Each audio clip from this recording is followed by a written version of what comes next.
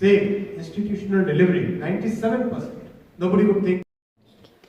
Recall, 11 years ago, there used to be a red corridor up from Nepal all the way to Andhra, right? That was accepted. The political class used to justify it, saying that no, this is because of so and so reason. This is because of so and so reason. Everybody believed that this is because of the neighbors that we have, not because of so and so reasons, right? But the political class, the general intelligentsia was made to believe that it's all over the world.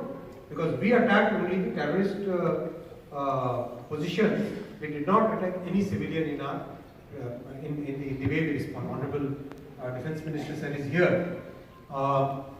We have done this by every aspect of defence and security, by covering every aspect of defence and security, whether it is equipment manufacture, whether it is processes, whether it is reforms in the Army and Navy and Air Force, whether it is the way और sustain transformative change वाला काम इन 11 वर्षों में हुआ।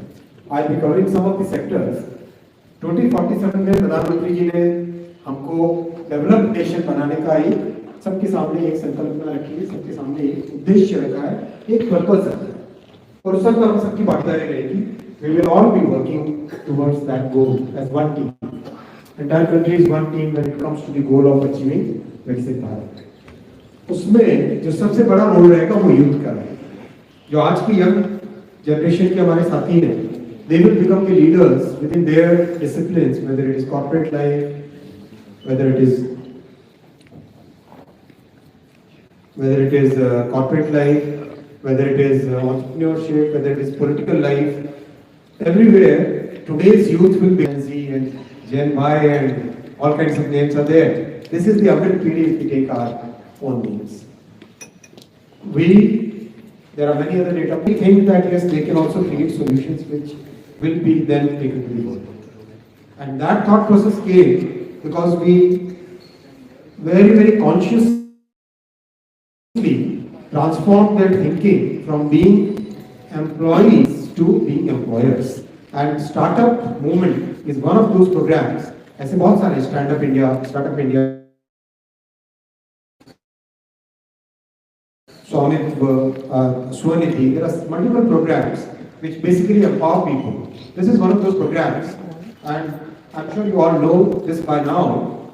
Just in 11 short years, we have become among the top 3 startup ecosystems in the entire world. Just in 11 short years. From practically nothing to now more than 1.5 lakh startups, and many of them value more than 100 unicorns. One day in France, when I had gone for that Vivatech program, I asked how many startups are there in whole of France. They gave a number which I can't repeat here. Then I asked how many unicorns are there in the whole of Europe. Why? The number of unicorns in the whole of Europe is actually less than the number of unicorns we have in India. That's the change which has happened in the last 11 years.